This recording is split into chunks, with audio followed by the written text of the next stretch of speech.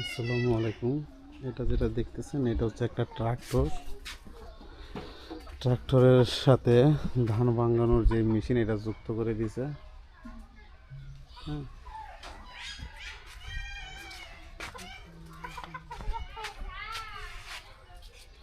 এটা হচ্ছে গ্রামে গিয়ে গিয়ে ধান ভাঙানোর কাজ করে, তাই না? ও, কেমন খরচ পড়ে এটা ধান ভাঙাইতে গেলে? মানে সারাদিন চললে লগা 10 থেকে 15 লিটার তেল লাগে। 10 থেকে 15 লিটার তেল থাকে।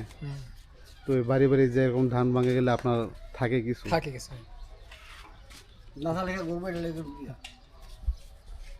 এই হলো গ্রামের ধান ভাঙানোর।